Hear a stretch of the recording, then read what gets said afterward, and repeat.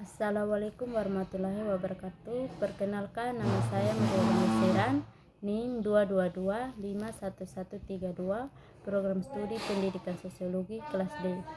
Di sini saya akan membuat video kedua, Sosiologi Postmodern, dan di sini saya membawa materi konsep sosiologi postmodern. Istilah modern secara harfiah berarti setelah modern, pau, rekonstru, dan lain-lain. Artinya zaman baru dari bahasa Latin modernus yang sudah digunakan sejak abad ke-5 Masehi. Istilah tersebut kemudian menjadi beberapa turunan yang semuanya ini mengacu pada periode sejarah selanjutnya. Istilah tersebut adalah modernitas, modernisasi, dan modernisme. Di sisi lain, kata modernitas dimaknai sebagai kondisi sosial budaya masyarakat modern yang dimana istilah ini sekaligus menjelaskan tentang sambungan di mana masa kini dan masa lalu. Modernisasi berarti proses kemajuan proyek mencapai kondisi kemodern. Modernisasi mencakup proses karya klasik, warisan waktu sejarah masa modern. Oleh karena itu, modernisasi mengadopsi pandangan dan sikap terhadap kehidupan. Karakteristik modernisasi adalah secara tegas menentang nilai-nilai tradisional.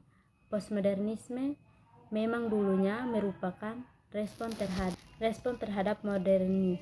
Postmodernis mengarah pada bentuk kebudayaan, intelektual, dan seni. Modernisme adalah sebuah metode analisis kritis yang tujuannya untuk membongkar kasus-kasus palsu atau mitos.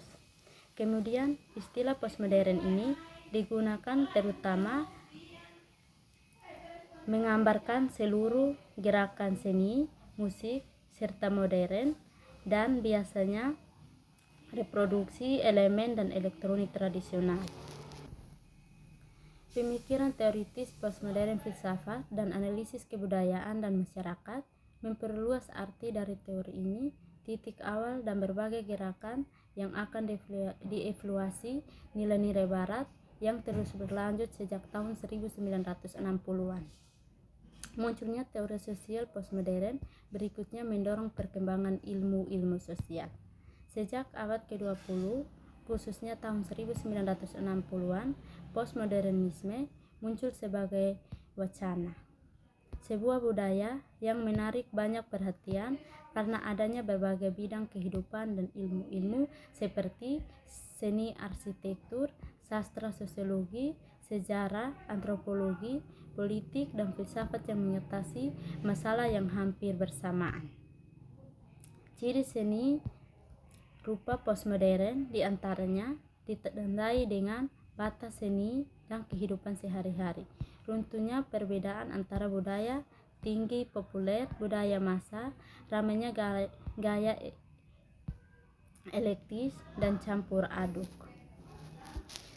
Sementara itu, sejumlah kalangan memandang postmodernisme sebagai bagian dari proyek modernisme yang belum usai. Postmodernisme juga sering disebut fenomena nyata dan dalam masyarakat modern hari sebagai masyarakat pasca industri. Saat lainnya, teori sosial postmodern muncullah berbagai penekanan kontroversi yang memicu banyak reaksi kritis dan menentang teori sosiologi postmodern. Para ahli teori sosial postmodern sering tidak bisa menjelaskan dengan jelas dan tidak bisa memahami istilah yang paling penting di pekerjaan mereka itu mengarah dan kepahaman ide yang kabur terhadap gagasan-gagasan yang dikemukakan para pemikir postmodern.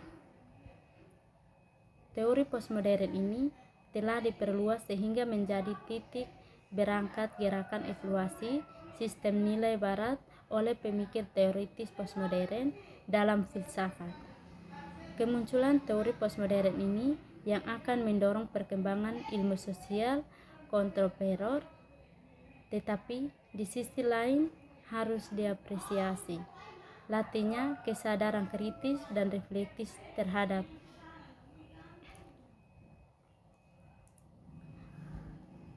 modernisme yang muncul, patologi modernitas yang digugat oleh pemikir-pemikir postmodern yang ternyata didorong dari teori sosial postmodern ini.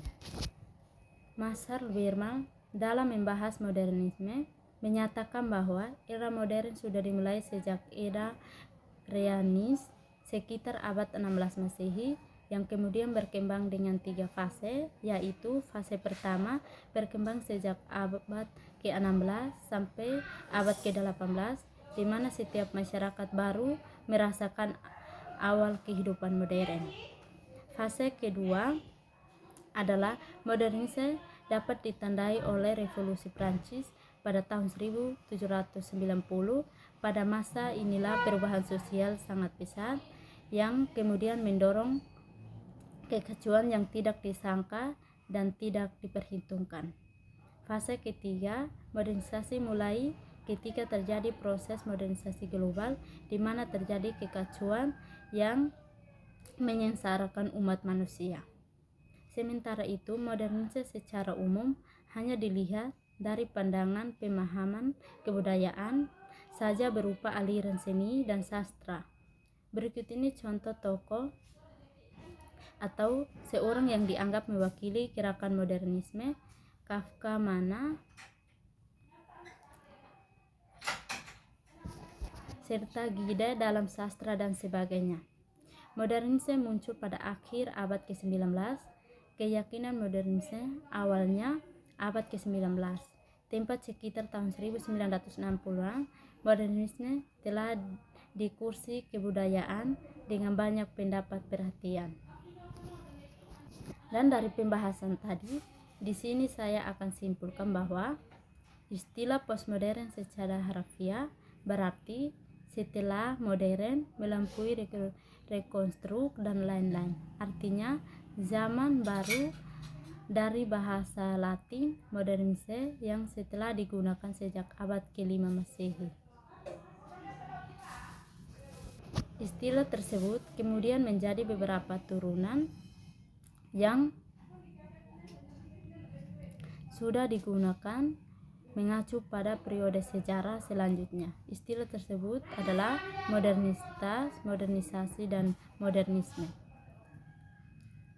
Postmodernisme adalah ide baru yang sudah terbentuk dari teori-teori para pemikir sebelumnya yang berusaha menawarkan kritik terhadap modernitas yang telah gagal dan bertanggung jawab dan